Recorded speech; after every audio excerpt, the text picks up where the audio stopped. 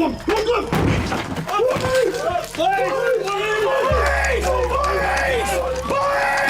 the public, Cameron Brooksbank was a survivor, the brave tree surgeon from Rochdale whose near-fatal axe attack became a key breakthrough in one of Greater Manchester's most complex gang investigations. In 2021, his testimony helped put a violent drug boss behind bars, earning him national attention through the BBC documentary The Detectives. But behind that recognition was a young man battling trauma few could see, and just 3 years later, he was dead. In April 2024, Cameron's body was discovered in a friend's flat. He was just 24. On the surface, his death was ruled non-suspicious, linked to drug use and mental health struggles. But for those who'd followed his story, the ending was jarring. Here was a man once hailed for standing up to a gangland enforcer, now gone. His life cut short, not by violence, but by its aftershocks. The case of Cameron Brooksbank wasn't just about crime. It was about what happens when the justice system leans on the courage of individuals, then leaves them to cope alone. The gang he helped bring down was led by a man known only as Skinny, a career criminal whose grip on Rochdale ran deeper than most realised. But justice came at a cost. Long before Cameron Brooksbank's name was known to the public, Rochdale police had been gathering intelligence on a man known on the streets as Skinny. Real name Zahir Issa, he was a central figure in the borough's cocaine trade, controlling deals, issuing threats, and using violence to maintain his authority. Issa wasn't flashy. He operated from the shadows, using proxies and fear to insulate himself. But his name kept surfacing in connection with assaults, intimidation, and high-level supply chains. By 2020, police suspected Issa was orchestrating a network that linked local street dealers with larger suppliers across Manchester. However, he was careful. Communications were encrypted, meetings were brief, and those around him rarely spoke. No direct evidence ever stuck. That changed on 5th May 2020. Cameron Brooksbank was working as a tree surgeon in a quiet Rochdale neighbourhood. It was meant to be a routine job until he was attacked with an axe in broad daylight. Witnesses described seeing a man run up, swing the weapon with intent, and flee. Cameron's hand was almost severed. He nearly died at the scene. But what seemed at first like a random act turned out to be deliberate. The attacker, it emerged, was linked to Zahir Issa's crew. The motive?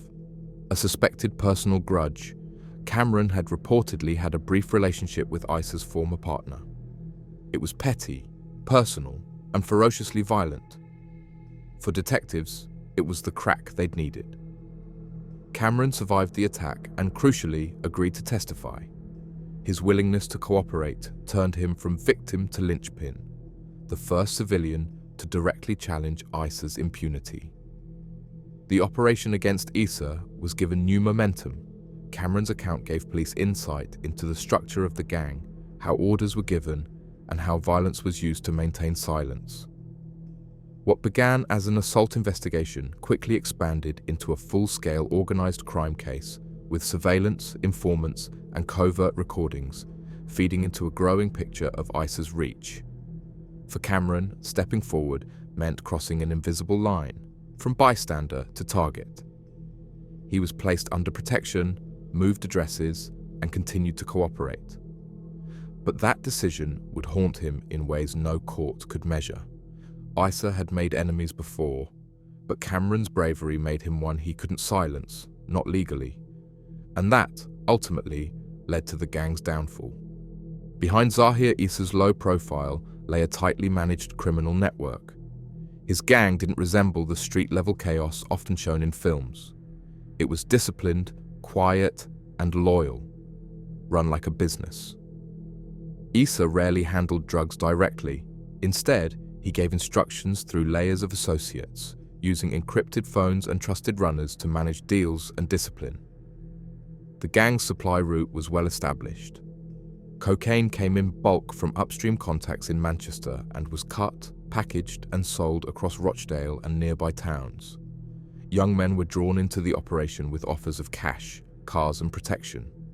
Many owed debts or favours, and once inside, few got out. Issa's crew operated from multiple addresses, constantly rotating locations to avoid detection. Vehicles were swapped regularly, with cloned plates and no registered owners. Safe houses were kept in the names of distant associates. Each level of the network was insulated from the next, making it difficult to tie anything directly back to Issa. Violence was central to maintaining control. Those who fell behind on payments or crossed the gang were dealt with swiftly.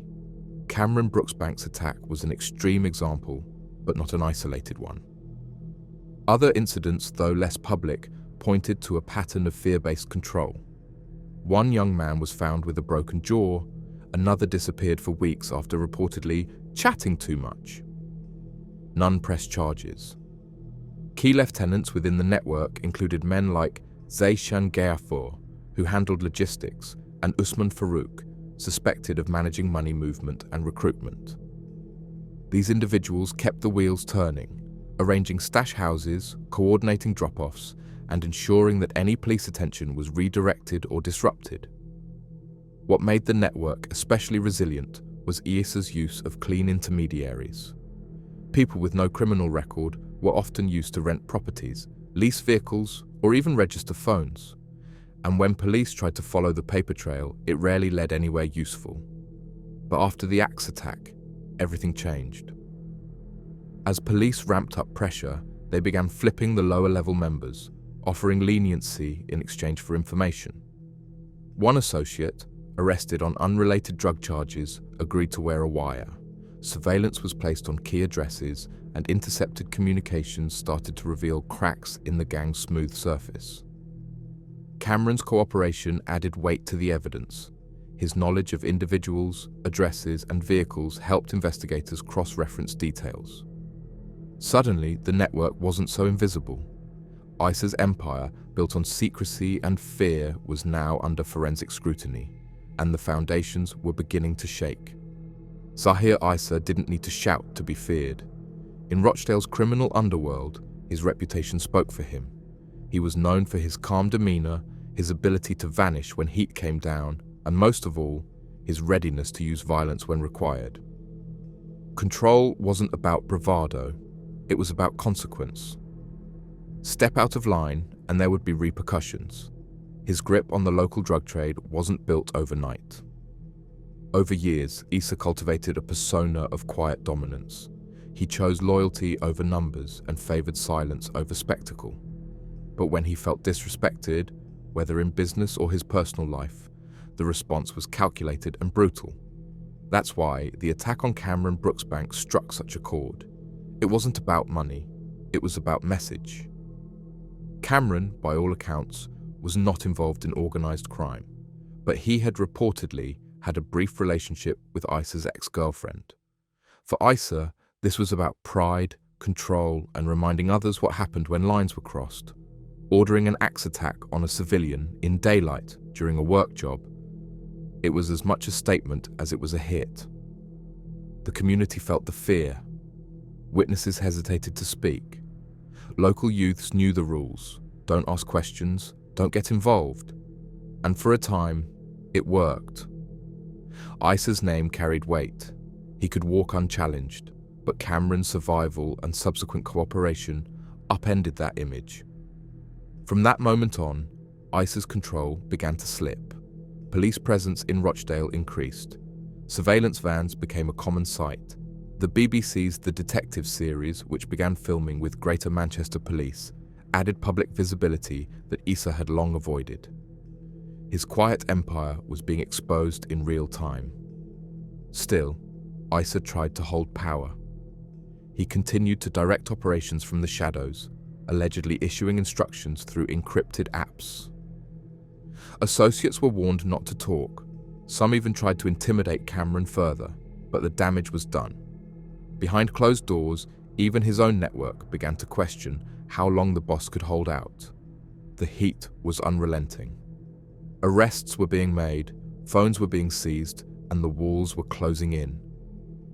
Issa had built a regime based on fear, but as Cameron's voice grew louder, on camera, in court, in public, that fear began to erode. The man who once commanded loyalty without question was now being questioned himself. Power, it turned out, had limits, especially when built on silence that others were no longer willing to keep. As the investigation into Zahir Issa's gang deepened, the facade of untouchability began to crumble. Issa had operated for years with impunity, but the axe attack on Cameron Brooksbank changed the police's posture. What had once been an elusive figure was now a suspect at the center of a multi-agency probe, one boosted by the rare cooperation of a surviving victim. The first major crack came from forensic recovery. The axe used in the attack was later found in a nearby canal. Despite efforts to clean it, forensic experts recovered trace DNA, which, when matched against local suspects, drew links back to known Issa associates.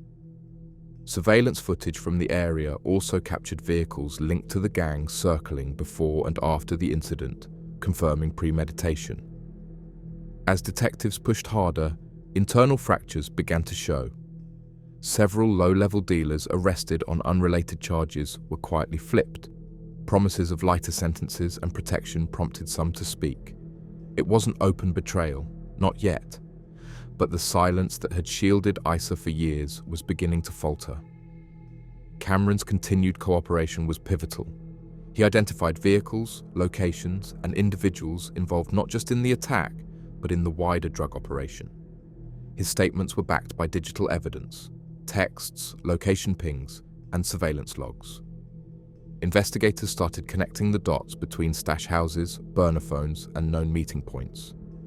Issa's efforts to stay ahead were growing desperate. He changed cars weekly, used couriers to deliver orders, and avoided digital communication altogether. But the more he moved, the more visible he became to the surveillance teams watching him. Ironically, his paranoia made him easier to track. Meanwhile, pressure was mounting on the people around him. Friends were being questioned. Properties were raided. Hidden compartments in vehicles were discovered with wraps of cocaine, burner devices, and wads of cash. And all of it tied back, however loosely, to Issa's command. The man who once moved in silence was now being discussed in courtrooms, in briefing rooms, and on camera.